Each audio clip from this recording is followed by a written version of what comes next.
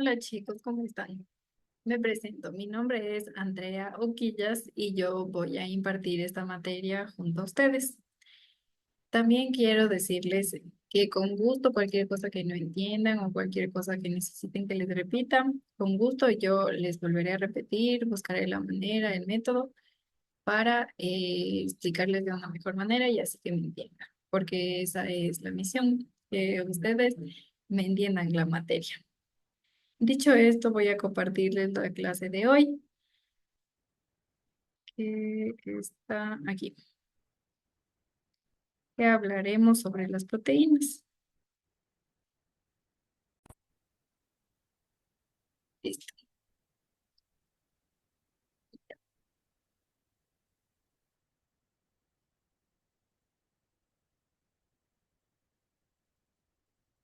ya.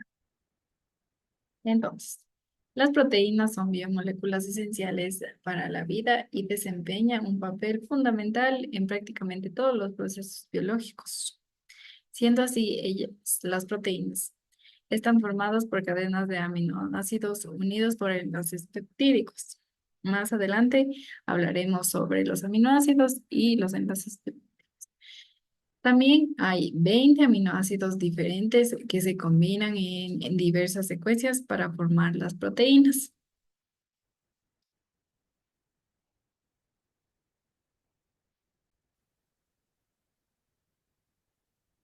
Ya.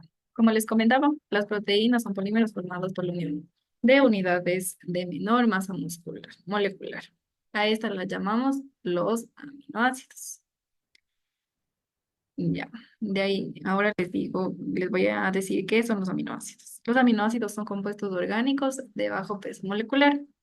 Están compuestos por el famoso chon, que es el carbono, el hidrógeno, el oxígeno y el nitrógeno. Justamente los que están aquí. Miren, el carbono, el hidrógeno, el oxígeno y el nitrógeno, y también formados por un radical, que dependiendo de este es lo que vamos a llamar las diferentes proteínas existentes. Listo. Ya. Este chon que les comento también se caracteriza por poseer el grupo carboxílico. ¿Cuál es el grupo carboxílico? El que tiene carbono, oxígeno, oxígeno, hidrógeno. Y el grupo amino es el NH2. Este grupo le conocemos como amino. Y a este grupo, junto con el hidrógeno, le conocemos como el grupo carboxilo. Listo. Y como les decía en el radical, la R, ese es el que determina las propiedades químicas y biológicas de cada aminoácido.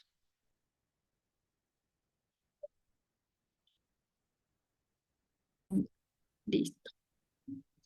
Espérense que se me está demorando un poco en cambiar los tiempos. Ya. Aquí se ve de una mejor manera lo que decía. Este es el grupo amino, este es el grupo carboxilo, que es conocido por el COOH. Y aquí está el átomo de hidrógeno y el R, que era la cadena. Ya. Ahora sí les hablaré sobre el enlace peptídico. El enlace peptídico es cuando reacciona el grupo ácido de un aminoácido con el grupo amino de otro. Ambos aminoácidos quedan unidos mediante un enlace peptídico. Se trata de una reacción en la que se produce una amida y una molécula de agua. Entonces, aquí están el grupo ácido con el grupo amino. Ya, entonces este es el grupo ácido con el grupo amínico, que los dos reaccionan y al momento de reaccionar forman un- una molécula de agua y una amina. Y así se van a formar absolutamente todos con enlaces peptídicos. Todas las proteínas siempre van a formarse mediante enlace peptídico.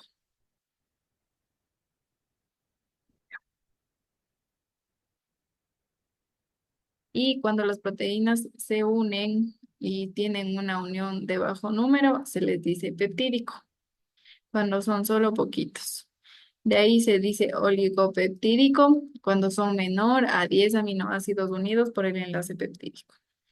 Y polipeptídico se lo llama cuando son mayor a 10 aminoácidos unidos. Y ya cuando son más de 50 aminoácidos se le conoce como proteína. Ahí sí ya es una proteína. En las estructuras de las proteínas tenemos varias, que es la estructura primaria, la secundaria, la terciaria y la cuaternaria. Ya. La estructura primaria se unen solo aminoácidos de forma lineal, justo como pueden ver aquí. Se unen solo de forma lineal y dando así una cadena polipeptídica. Esta secuencia está determinada por el ADN y es específica para cada proteína. Los aminoácidos de la estructura primaria están unidos por enlaces peptídicos que se forman entre el grupo carboxilo de un aminoácido y el grupo amino de otro. La secuencia de aminoácidos dictada donde se plegará la proteína y por ende su función final.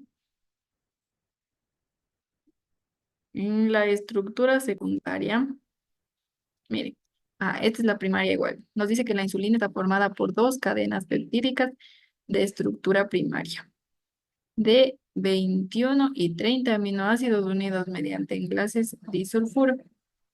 Esta es la insulina. Miren que está formado por varios aminoácidos. La cadena A se une a la cadena B. Ya. Ahora la estructura secundaria. Dice, esta estructura es disposición de secuencia de aminoácidos en el espacio alfa como Aries. Esta cadena se distingue justamente em, porque la estructura secundaria se refiere a la disposición local de segmentos de la cadena polipeptídica en patrones específicos, estabilizados por enlaces de hidrógeno entre los átomos del esqueleto peptídico. Las dos formas más comunes de la estructura secundaria son, como decía, la hélice y la lámina beta. La hélice alfa, que es con el signito alfa que conocemos, es una estructura helicoidal, donde la cadena polipeptídica se enrolla en una espiral. Con los dos enlaces de hidrógeno estabilizando la estructura entre cada cuatro aminoácidos. Entre cada cuatro aminoácidos se enrolla en forma espiral. Y por eso es lo que se hace en forma espiral. Miren, cada cuatro aminoácidos unidos se realiza una espiral. Cada cuatro aminoácidos se realiza otra espiral, otra espiral. Por eso es la estructura secundaria lo que le diferencia de la lineal, que era la estructura primaria. Ahora, la estructura terciaria es la disposición tridimensional completamente de una cadena polipeptídica. Es tridimensional ya esta cadena. ¿Por qué? Porque es la unión de más aminoácidos. Entonces, en esta incluyen todas las organizaciones de todas las regiones de localdales, laminales y también de otras como las hélices.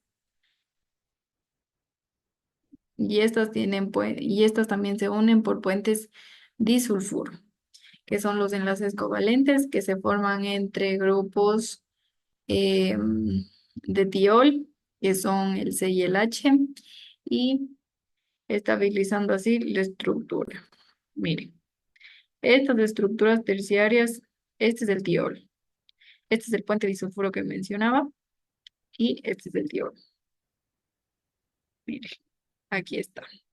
Ya, también hay interacciones hidrofóbicas, en las cuales ocurren entre amoníacos no polares que tienden a agruparse en el interior de la proteína y son lejos del agua.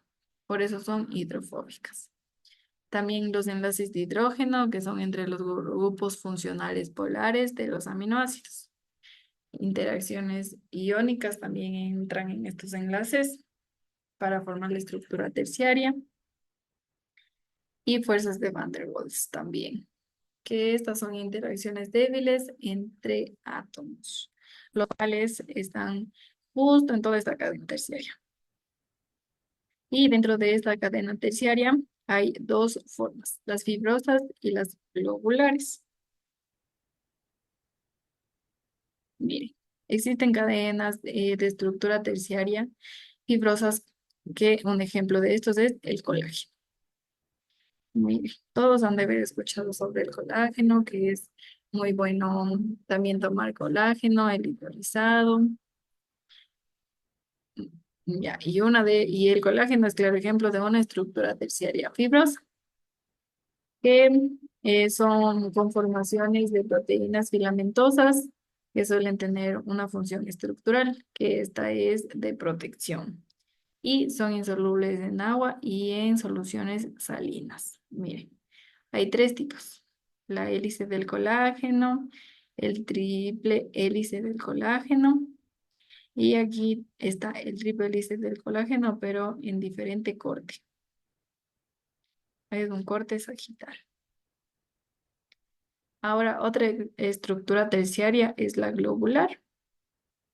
Miren, aquí está la mioglobulina. Estas proteínas son conformaciones globulares que suelen ser solubles en agua o en solventes salinos. Recuerden que el anterior no era soluble en agua ni en soluciones salinas. Y estas, un ejemplo, son las enzimas. También son las proteínas de la membrana y muchas proteínas con función transportadora. Las proteínas globulares suelen tener diferentes fragmentos como alfa y hélices, y también conformaciones beta.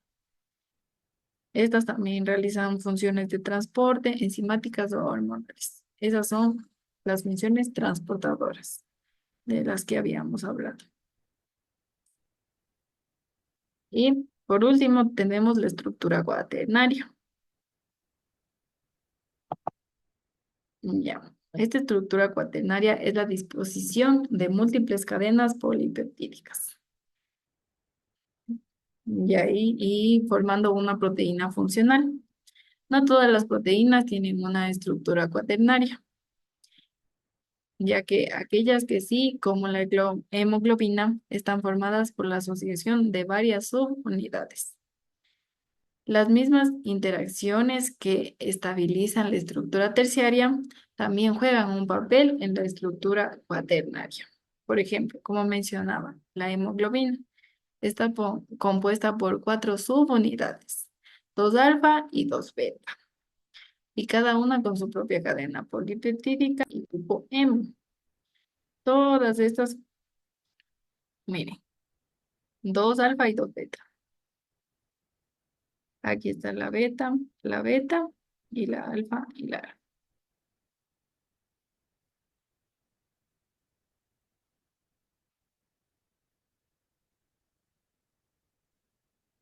Ya.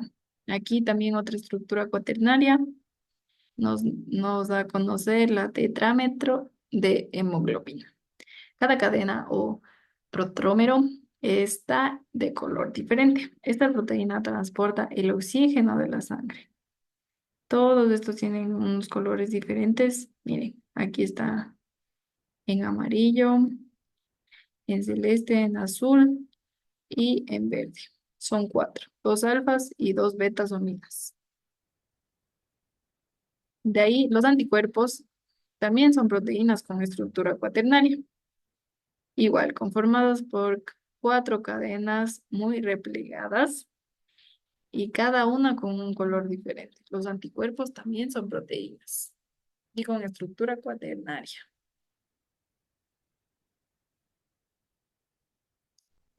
La organización tridimensional o espacial de las proteínas se denomina conformación. Todo lo tridimensional o espacial de las proteínas, en el momento de organizarse, esa se llama conformación. La conformación, que ya sabemos que es la organización tridimensional que adopta la proteína en su medio fisiológico, se llama ahora estructura nativa. Toda la organización que ahora tiene la proteína en un medio fisiológico se llama estructura nativa. Y esta estructura nativa es esencial para que la proteína ejerza su función biológica específica. Como habíamos mencionado, todas las proteínas tienen una función específica. Y en este caso vimos de transporte, que era la hemoglobina. Y ahora les hablaré sobre las propiedades de las proteínas, las funciones. Como les decía, cada una lleva a cabo una determinada función y lo realiza porque posee una determinada estructura, como habíamos visto. La estructura primaria, la estructura secundaria, la estructura terciaria y la cuaternaria. Cada una de ellas está determinada para realizar una función específica. Y conformación, listo. Una determinada función y lo realiza porque posee una determinada estructura y una conformación espacial propia. Por lo que, en cambio, en la estructura de la proteína puede significar una pérdida de la función si es que no está la estructura, por ejemplo, una estructura específica, la cuaternaria. Si es que no está bien unidos los enlaces peptídicos, si es que no están las uniones con alfa-alfa, beta-beta, no pueden realizar la función. Entonces, esto es lo que significa una pérdida, lo que nos quiere decir aquí. Dice, además, no todas las proteínas son iguales en todos los organismos.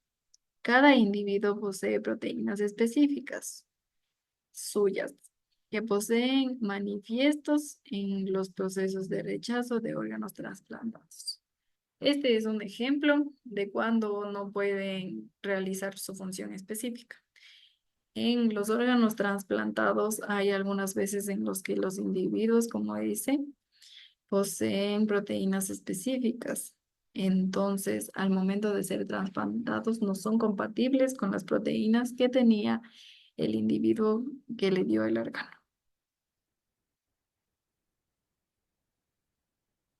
Listo. La semejanza entre proteínas son un grado de parentesco entre individuos, por lo que sirve para la construcción de árboles filogenéticos. En este caso sería un poco también el ejemplo de arriba, en los que a veces no son compatibles los trasplantes con las proteínas, en cambio a otros como estos que sí son compatibles y así podemos construir un árbol filogenético. Ahora vamos a la clasificación de las proteínas. Estas se clasifican según diversos criterios, como la solubilidad, la composición, forma de la molécula, la actividad biológica. Y ahora vamos a ver sobre la clasificación según su composición. Las holoproteínas o proteínas simples. Estas están formadas únicamente por cadenas polipeptídicas. Al contrario de las heteroproteínas o proteínas complejas o conjugadas. Estas son formadas por una fracción proteica y un grupo no proteico. Entonces, la diferencia es que en las solo se formaban de cadenas polipeptídicas. En cambio, en las heteroproteínas o proteínas complejas se forman con una fracción proteica y otra no proteica. Ya esto se le denomina grupo prostético. Miren, aquí está la clasificación. Holoproteínas y heteroproteínas. Las holoproteínas, como vimos, estaban en fibrosas y globulares. Las fibrosas Están conformadas por colágeno, queratina, elastina y fibroína. Y las holoproteínas globulares son albumina, globulina e histonas. En cambio, las heteroproteínas son glucoproteínas, fosfoproteínas, lipoproteínas y cromoproteínas. Ahora vamos a hablar sobre las holoproteínas con ejemplos. Las holoproteínas globulares son proláminas, aglutiminas, albuminas, como habíamos dicho, hormonas y enzimas. Ejemplo de las albuminas puede ser el huevo, la leche y la sangre. Ejemplo de las aglutiminas, el trigo o el arroz. De proláminas, el maíz, el trigo y la cebada. Hormonas como la insulina, como la hormona del crecimiento, la prolactina, la tiroidropina. La insulina es muy dependiente de lo que tiene que ver con el azúcar en la sangre. La hormona del crecimiento, igual. Depende mucho de los hábitos que nosotros tenemos para que esa hormona funcione correctamente y más en la edad de los pequeñitos, ya que ellos, bueno, la hormona del crecimiento siempre han dicho que funciona desde las 9 de la noche hasta las 2 de la mañana más o menos. Entonces es propio hacerles dormir a los bebés en ese horario para que funcione la hormona del crecimiento, para que puedan crecer en este caso, ya que para eso sirve la hormona del crecimiento. Las enzimas, en cambio, como la hidrolasa, la oxidasa, las liasas, las transferasas y otras. Estos son otro tipo de proteínas. Ya. Ahora las fibrosas, como mencionábamos, el colágeno. A este colágeno lo encontramos en tejidos conjuntivos y también en los cartilaginosos, porque no sé si se han dado cuenta, más o menos, al momento de nosotros abrir una fundita de los colágenos hidrolizados que saben vender en las farmacias, al momento de diluir en agua, se forma como una gelatina y esa es una propiedad específica del colágeno. De ahí la queratina, que esto nos ayuda mucho a la formación del cabello, de las uñas, en el caso de los animales de los cuernos, de las plumitas. La queratina también es muy importante. A veces cuando estamos bajos en queratina, nos empieza a caer el cabello, se nos debilita mucho las uñas. Entonces, hay que, bueno, ahora ya existen pastillas o también existen como polvitos igual para poder nosotros absorber esa queratina y estabilizar la caída del cabello, la ruptura de las uñas, las elastinas. En cambio, eso es en tendones y vasos sanguíneos. Los vibronios son en hilos de seda, como las arañas y los insectitos. Por ejemplo, la telaraña de las arañitas, esos son, parecen hilos de seda. Ahora vamos a la clasificación de las heteroproteínas. Las glucoproteínas, ejemplo como la ribonucleica, la mucoproteínas, los anticuerpos, que en este caso tenemos, bueno, al momento de comer muchas frutas con vitamina C, generamos muchos anticuerpos para nosotros contrarrestar ya sea si nos da una gripe, fiebre, tos, las hormonas que también debemos controlar y finalmente la luteinizante. Ya, las heteroproteínas como las lipoproteínas, estas son de alta a muy baja densidad y estas transportan los lípidos en la sangre. Las nucleoproteínas. Las nucleoproteínas, como los nucleosomas de la cromatina y los ribosomas.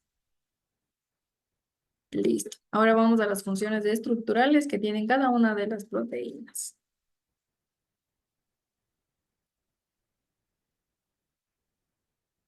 Mm, Se me salió. Ya. Funciones estructurales.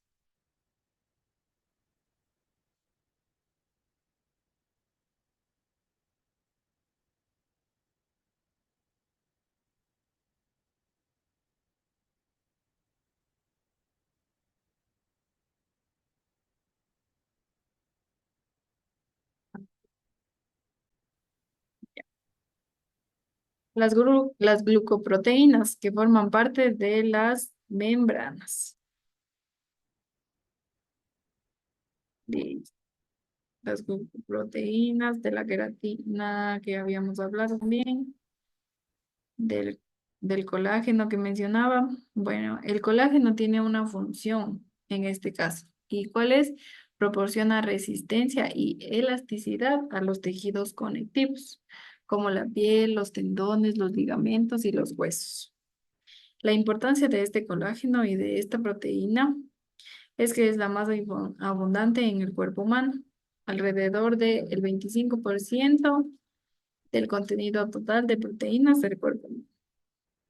En cambio, la queratina tiene una función de estructural. Como decía, ella protege el cabello, las uñas y la capa externa de la piel. La importancia es que es resistente a la tracción y protege contra daños físicos o químicos. La elastina también tiene una función que es proporcional, como su nombre lo dice, elasticidad, y permite que los tejidos vuelvan a su forma original después de estirarse o contraerse. En este caso sería como la piel o como los vasos sanguíneos. La importancia de la elastina es crucial para la flexibilidad y el funcionamiento adecuado de muchos órganos. Hay otra también que es la actina y la miosina. Las funciones de estas proteínas son fundamentales para la contracción muscular y el movimiento celular. Y la importancia es que permite la locomoción, el mantenimiento de la postura y el movimiento de los órganos internos. La fibronectina y la minina son otras también, y la función de estas son que ayudan a conectar las células con la matriz estructural, proporcionando soporte estructural y facilitando la comunicación celular. La importancia de estas es que son esenciales para la integridad de los tejidos y la regulación de procesos como la cicatrización de las heridas. Bien.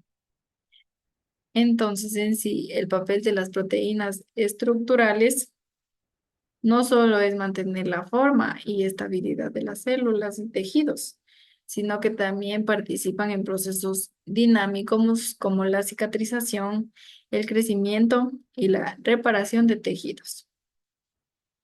Sin ellas, los organismos, o sea, nosotros, no podrían mantener su forma ni realizar muchas de las funciones biológicas vitales, ya que por esto son muy importantes las funciones estructurales. Ya, ahora vamos a la función enzimática y también función defensa.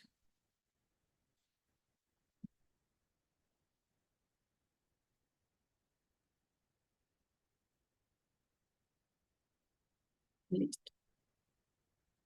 Ya. Las enzimas son proteínas que actúan como catalizadores biológicos, acelerando las reacciones químicas en las células sin ser consumidas en el proceso. Por ejemplo, la especificidad. Cada enzima es específica para una reacción particular debido a la forma única de su sitio activo donde el sustrato se une. También hay otra como la reducción de energía de activación. En este nos dice que la enzima reduce la energía de activación necesaria para que una reacción química ocurra, permitiendo que las reacciones se produzcan a velocidad compatibles con la vida. También hay la regulación metabólica, que las enzimas regulan rutas metabólicas cruciales, controlando la velocidad y la dirección de las reacciones químicas en el metabolismo celular. Ejemplos comunes de esto están los jugos gástricos, el jugo pancreático y la sal. Todo eso y la saliva, todos esos tienen enzimas que son reguladoras, como les mencionaba, que son reguladoras para así que nuestro cuerpo eh, asimile, sea compatibles con la vida, las enzimas. Ellas nos ayudan a que todo, absolutamente todos los jugos gástricos y todo sean compatibles con la vida. En cambio, la fusión defensa son trombina, un ejemplo, fibrinógeno, otro ejemplo, y los anticuerpos. En estos, en cambio, la función de defensa de las proteínas desempeñan un papel crucial en la defensa del organismo contra patógenos y otros agentes dañinos. Algunos aspectos importantes de estas son que en los anticuerpos, estas son proteínas producidas por el sistema inmunológico que reconocen y neutralizan a los antígenos, que son las bacterias y los virus que en este caso entran a nuestro cuerpo. Y estas proteínas realizan su función, que es la de defensa. También hay otras proteínas de complemento. En cambio, este es un grupo de proteínas que trabajan juntas para destruir los patógenos y así facilitar su eliminación. Y esta eliminación se hace a través de los fagocitos que están en la sangre. Proteínas de choque térmico.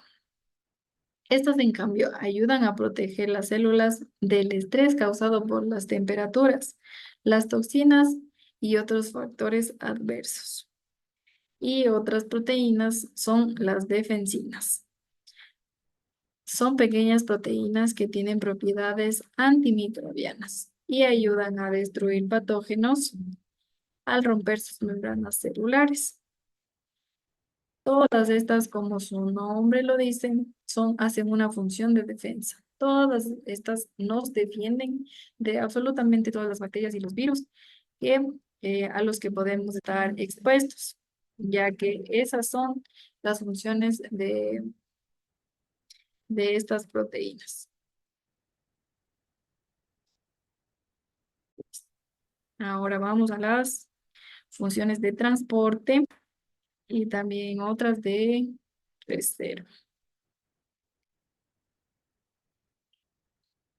Ya.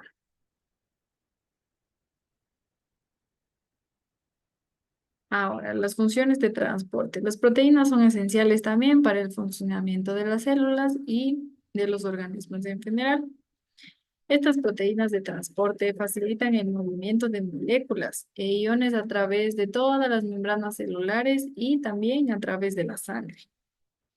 Por ejemplo, los tipos de proteínas de transporte, una de ellas es la hemoglobina. Su función es transportar oxígeno desde los pulmones a los tejidos y también retornar dióxido de carbono desde los tejidos a los pulmones para su exhalación.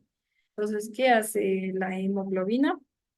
Transporta oxígeno desde los pulmones a los tejidos y retorna dióxido de carbono desde los tejidos a los pulmones para su exhalación. La hemoglobina está presente en los glóbulos rojos de la sangre y también es crucial para la respiración celular y el suministro de energía a las células. La mioglobina, en cambio, la función es almacenar oxígeno en las células musculares, que encontramos estas en los músculos esqueléticos y en los cardíacos. La importancia de la mioglobina es que facilita el transporte de almacenamiento de oxígeno en los músculos durante la contracción y el ejercicio. Listo. Otras proteínas de transporte son de membrana. En estos existen canales iónicos, transportadores y bombas. Los canales iónicos permiten el paso selectivo de los iones, como el sodio, el potasio, el calcio, el cloro, a través de la membrana celular, como lo es un ejemplo claro, el canal del sodio, que este es crucial para la transformación de impulsos nerviosos. Otra proteína de transporte de membrana facilitan son los carriers, así se llama, que facilitan el transporte de moléculas específicas como glucosa y aminoácidos a través de la membrana. Un ejemplo de esto es el transportador de glucosa, que permite la entrada de glucosa a las células. Y otras son las bombas. Estas utilizan energía, generalmente el ATP, para mover iones en contra de su gradiente de concentración. Por ejemplo, la bomba de sodio y potasio, que mantiene el potencial de una membrana en las células. Y por último, la albumina. Esta, en cambio, tiene función de transportar diversas moléculas como ácidos grasos, hormonas y medicamentos a través del plasma sanguíneo. Este está ubicado en la proteína principal del plasma sanguíneo. Y la importancia es ayudar a mantener la presión osmótica y el equilibrio de los líquidos en el cuerpo.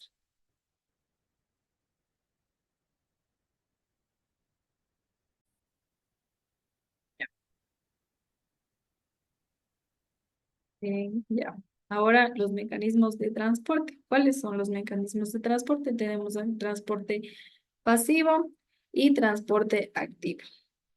El transporte pasivo se divide en dos, en difusión simple y difusión facilitada. La difusión simple son movimientos de las moléculas desde una región de alta concentración a una de baja concentración sin gasto de energía.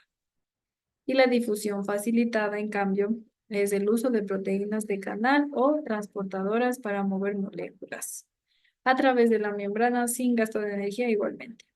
El pasivo es sin gasto de energía. En cambio, el transporte activo es en primario y secundario.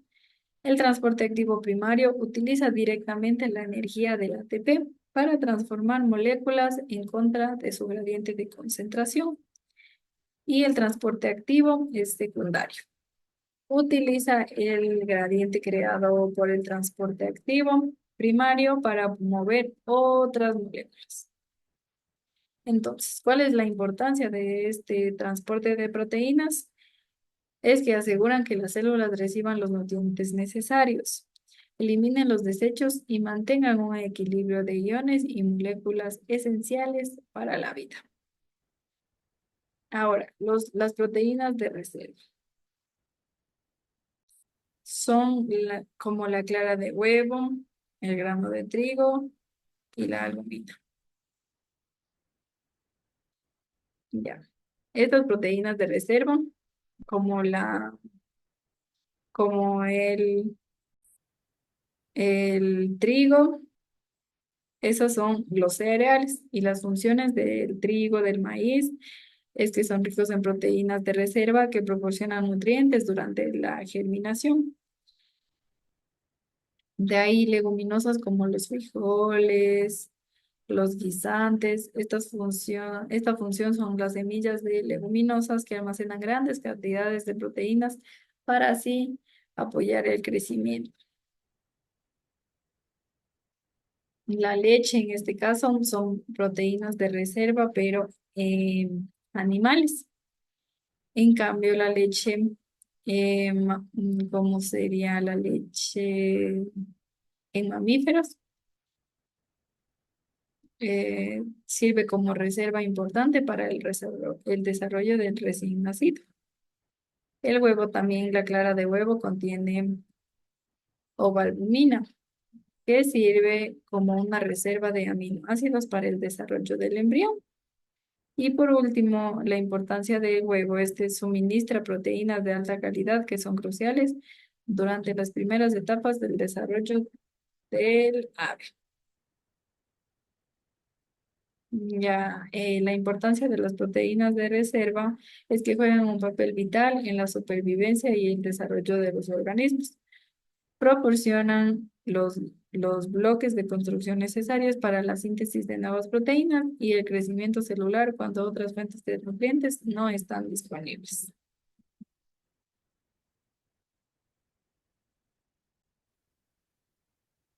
Listo.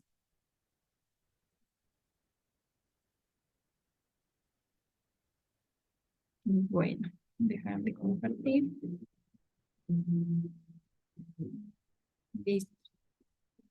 Eso sería todo por la clase de hoy. Espero ya poder vernos en la siguiente clase y les voy a dejar también una tarea al respecto de esta clase y me despido. Con todos, hasta luego. Un gusto.